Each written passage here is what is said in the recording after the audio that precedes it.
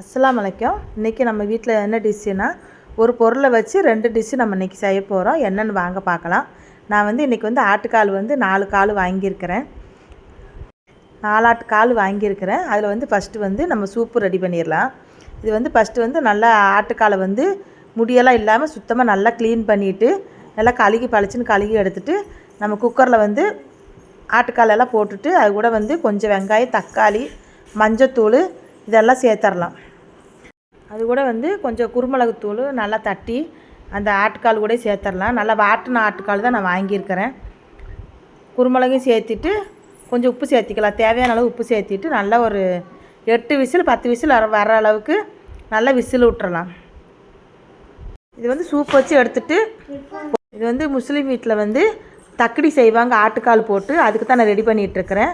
1/2 kilo அரிசி மாவு வாங்கியிருக்கிறேன். அரிசி மாவில் தண்ணி சூடு பண்ணிக்கலாம். தண்ணி நல்லா கொஞ்சம் சூடு பண்ணிவிட்டு மாவை வாட்டுறதுக்கு வேண்டி எல்லாம் ரெடி பண்ணி வச்சுருக்கிறோம். அதுக்கப்புறம் நம்ம தண்ணி கொதிச்சதுக்கப்புறம் கொஞ்சம் கொஞ்சமாக ஊற்றிட்டு நம்ம மாவை வாட்டிடலாம். நல்லா ஒரு பதமாக வாட்டி எடுக்கணும். கொலக்கட்டை புளிகிற அளவுக்கு நல்லா மாவை வாட்டி எடுக்கணும். அப்போ தான் நம்மளுக்கு மாவு நைஸாக இருக்கும். நல்லா தட்டி போடுறதுக்கும் நல்லா ஈஸியாக இருக்கும். நல்லா கொதிக்க வச்சு தண்ணியை ஊற்றி நல்லா மெதுவாக கிளறி கட்டி இல்லாமல் நல்லா கிளறி வரலாம். கிளறிட்டு கொஞ்சம் நேரம் ஆற வைக்கணும். ஆற வச்சுட்டு அதுக்கப்புறம் தான் நம்ம கையில் பிணைய முடியும். பெரிய பொண்ணு தண்ணியெல்லாம் ஊற்றி கொடுத்துட்ருக்குறேன். எல்லாம் வாட்டிகிட்ருக்கிறேன். மாவு வாட்டிகிட்ருக்கிறேன். கொஞ்சம் ஆற வச்சுட்டு பிணையணும். நான் அரிசி மாவு 1 கிலோ எடுத்துருக்கிறேன். நான் ஃபஸ்ட்டு பேசும்போது 1/2 கிலோன்னு சொல்லியிருப்பேன். நான் அது தெரியாமல் நான் அதுக்கு சொல்லியிருப்பேன். 1 கிலோ மாவு எடுத்துருக்கிறேன் நான். இது எங்கள் நாத்தனார் சொல்லி கொடுத்த ரெசிபி. செம்ம டேஸ்ட்டாக இருக்கும். சூப்பு நல்லா விசில் வந்துருச்சு. 10 விசில் வந்துருச்சு. அதில் கொஞ்சம் தாளிப்பு சேர்த்திக்கலாம். கொஞ்சம் நல்லெண்ணெய் நிறைய சேர்த்திருக்கிறேன். சேர்த்திட்டு அதில் கொஞ்சம் 2 ஜீரகமும் கொஞ்சம் வெங்காயமும் போட்டு நல்லா வணக்கிட்டு அந்த சூப்பில் சேர்த்திடலாம். அது ஒரு ஃப்ளேவர் நல்லாயிருக்கும். அந்த மாதிரி சேர்த்திட்டு சூடாக சூப் கொஞ்சம் மல்லித்தலை எல்லாம் தூவிட்டு சூப்பெல்லாம் ரெடி ஆகிருச்சு. சூப்புக்கு தனியாக எடுத்து வச்சிடலாம். சூப்பு தனியாக எடுத்து வச்சுட்டு அந்த ஆட்டுக்காலெல்லாம் அது ஒரு பக்கம் நான் எடுத்து வச்சிடலாம்.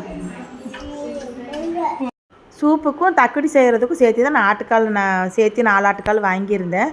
டின்னர் ரெடி ஆகிறதுக்குள்ளேயும் சூப்பு எல்லாத்துக்கும் கொஞ்சம் கொடுத்துடலான்னு சொல்லிவிட்டு சூடாக எல்லாத்துக்கும் சூப்பு ஊற்றி கொடுத்துட்ருக்குறேன். சூப் குடிக்கிறதுக்குள்ளேயுமே டின்னர் ரெடி பண்ணிடுவேன். அதுக்காக எல்லாம் ஊற்றி கொடுத்துட்ருக்குறேன். இந்த கிளைமேட்டுக்கு எல்லாத்துக்கும் சளி காய்ச்சலெல்லாம் அதிகமாக இருக்கிறனால நான் இந்த மாதிரி சூப் வச்சு கொடுத்தா நல்லதுன்னு சொல்லிவிட்டு இந்த மாதிரி வாங்கி எல்லாம் வச்சு கொடுத்துருக்குறேன். நல்லா டேஸ்ட்டாகவும் இருந்தது. நல்லா நான் அதனால் சூப்பில் நல்லெண்ணெய் ஊற்றி தாளித்து சாப்பிட்டோன்னா அவ்வளோ டேஸ்ட்டாக இருக்கும். உடம்புக்கும் நல்லது. பெப்பர் நான் தட்டி தான் போட்டு சேர்த்து வேக வச்சுருக்கிறேன். இருந்தாலும் சாப்பிடும்போது கொஞ்சம் லைட்டாக பெப்பர் தூளை தூவிட்டு அது கூட சாப்பிடும்போது நல்லா டேஸ்ட்டாக இருக்கும். அதுக்கப்புறம் தக்கடிக்கு நம்ம வேணுங்கிற ஷேப்பில் நம்ம தட்டி வச்சுக்கலாம். எல்லாம் ஒரே தட்டில் போடாமல் கொஞ்சம் 2-3 தட்டில் இது மாதிரி தட்டி தட்டி போட்டோன்னா எல்லாம் ரெடியாக போடுறதுக்கு கரையாமல் அந்த மாதிரி வரும். அந்த மாதிரி நம்ம ரெடி பண்ணி எல்லாம் வச்சிடலாம். நான் நிறையா 2-3 தட்டில் நான் போட்டு வச்சுருக்கிறேன். வாட்டின அரிசி மாவு நம்ம தேவையான அளவு ஷேப்பில் நான் எடுத்து வச்சுருக்கிறேன். அதுக்கப்புறம் ஒரு பாத்திரத்தை அடுப்பில் வச்சுட்டு ஆயில் ஊற்றிக்கலாம். தக்கடி செய்கிறதுக்கு ஆயில் ஊற்றுனதுக்கப்புறம் வெங்காயத்தை போட்டுடலாம். வெங்காயத்தை போட்டு நான் ஒரு 200 வெங்காயம் எடுத்துருக்கிறேன். 200 வெங்காயம் கட் பண்ணி வச்சுருக்கிறேன். அந்த வெங்காயத்தை சேர்த்துட்டு அது கொஞ்சம் நல்லா பொன்னிறமாக வர வரைக்கும் நல்லா வதக்கிடலாம். வெங்காயம் ஒரு பக்கம் வணங்கிட்டு இருக்கட்டும். அதுக்குள்ளே நான் சூப்புக்கு எடுத்தது போக மிச்சம் ஆட்டுக்கால் தக்கடிக்கு எடுத்து வச்சுருக்கிறேன். அது நல்லா 10 விசில் விட்டதில் நல்லா குலைவாக வந்துருச்சு. அது தனியாக ஒரு பாத்திரத்தில் நான் தனியாக எடுத்து வச்சுருக்கிறேன் நான். நல்லா பாருங்கள், அப்படியே நல்லா சாப்பிட்டா நல்லாவே வெந்துருச்சு ஆட்டுக்கால். ஒரு 8-10 விசில் விட்டோன்னா நல்லா சூப்பராக நல்லா வெந்துடும். அதுக்கப்புறம் வெங்காயம் நல்லா வணங்கிருச்சு. வெங்காயம் வணங்கினதுக்கப்புறம் தக்காளியும் கட் பண்ணி வச்சுருக்கிறேன். அது 200 கிராமு தக்காளி, கொஞ்சம் புதினா, கொஞ்சம் கொத்தமல்லி தலை கட் பண்ணி வச்சுருக்கிறேன். நல்லா சேர்த்துடலாம். சேர்த்துட்டு அது நல்லா கொஞ்சம் எண்ணெயில் நல்லா வணங்கி விட்டுறலாம். வெங்காய தக்காளியெல்லாம் ஒன்றா வணக்கி விட்டுட்டு அது வணங்குற அளவுக்கு தேவையான அளவு உப்பு சேர்த்திக்கலாம். நான் கொஞ்சமாக சேர்த்திருக்கிறேன். ஒரு 1/2 டீஸ்பூன் வர அளவுக்கு நான் சேர்த்திருக்கிறேன். அதெல்லாம் ஒன்றா வணங்கினதுக்கப்புறம் இஞ்சி பூண்டு பேஸ்ட்டு சேர்த்திக்கலாம். நான் 2-2.5 ஸ்பூன் பக்கம் நான் இஞ்சி பூண்டு சேர்த்திருக்கிறேன். ஏன்னா கொஞ்சம் ஆட்டுக்கால் ஜாஸ்தி இருக்கிறனால கொஞ்சம் ஃப்ளேவர் நல்லாயிருக்கும். எல்லாம் சேர்த்துட்டு அதையெல்லாம் ஒன்றா வணக்கி விட்டுலாம். வணக்கிட்டு கொஞ்சம் பட்டை கிராம்பு தூள் நான் வீட்டிலே பொடிச்சு வச்சுருக்கிறேன். அதையும் வந்து நான் கொஞ்சமாக சேர்த்திக்கிறேன், ஒரு 1/4 டீஸ்பூன் பக்கம் சேர்த்திக்கிறேன். அதையும் சேர்த்து வச்சுட்டு எல்லாம் வணக்கி விட்டுறலாம். தேங்காய் வந்து அரைச்சி வச்சுக்கிறணும், இப்படி மை கணக்கு நல்லா அரைச்சி வச்சுக்கிறணும். அப்போ தான் தக்கடிக்கு வந்து நல்லா அப்படி பால் மாதிரி கிடைக்கும். அதனால் நான் வந்து சின்ன காயாக 2 காயை எடுத்து அரைச்சி வச்சுருக்கிறேன். மசாலா வணங்கிட்டு இருக்குது. வணங்கினதுக்கப்புறம் நம்ம தேங்காய் ஊற்றிடலாம். தேங்காய் ஊற்றிடலாம்.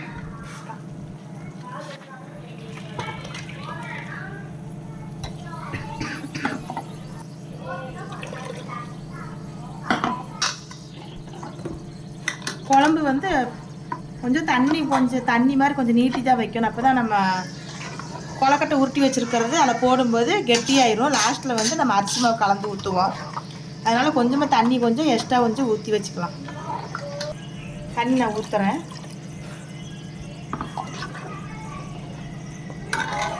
நான் வந்து 1 கிலோ அரிசி மாவு எடுத்துருக்கிறனால எங்களுக்கு அளவாக வந்து நான் 4 ஆட்டுக்கால் வாங்கியிருக்கிறேன். அதில் வந்து கொஞ்சம் சூப் வச்சு எடுத்துகிட்டு மிச்சம் ஆட்டுக்காலை வந்து நான் அப்படி தக்கடி செஞ்சிட்ருக்கிறேன். இது வந்து எங்கள் சேனலில் வந்து இதான் ஃபஸ்ட்டு தடவை இந்த ரெசிபி போடுறோம். செம்ம டேஸ்ட்டாக இருக்கும். அதுக்காக தான் நான் ஃபுல் வீடியோ நான் எடுத்துருக்கிறேன். நான்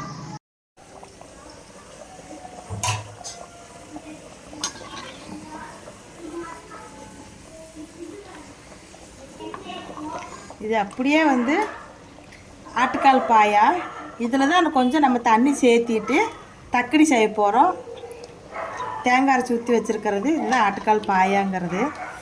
குஸ்கா, நெய்ச்சோறு இந்த மாதிரிலாம் வச்சு, சேமியா இதை மாதிரிலாம் வச்சு சாப்பிட்றதுக்கு செம்ம டேஸ்ட்டாக இருக்கும். நூல் புட்டெல்லாம் வச்சு சாப்பிட்றதுக்கு சரியான காம்பினேஷனு. கொதிச்சிருச்சு. நம்ம வந்து இதை தட்டி வச்சுருக்கிறதெல்லாம் சேர்த்துடலாம். இப்படி ஒவ்வொன்றா சேர்த்தும் போது உங்களுக்கு வந்து ஒட்டாமல் அப்படி வரும், கரையவும் செய்யாது. இது பாருங்க, ஆர்ட் ஷேப்பில் வந்து என் மருமக செஞ்சு வச்சுருக்கிறா. அதையும் சேர்த்திடலாம்.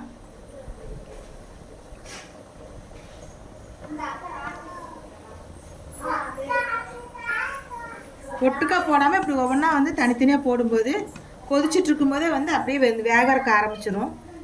அதனால் தனித்தனியாக போட்டுடலாம். அந்த கொதிச்சதுமே நான் வந்து அந்த உருட்டி வச்சுருக்க கொலக்கட்டையெல்லாம் போட்டுட்டேன்.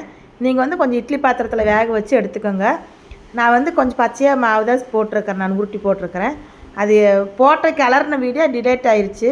ரெசிபி பிடிச்சா சப்ஸ்கிரைப் பண்ணுங்கள். தேங்க்யூ.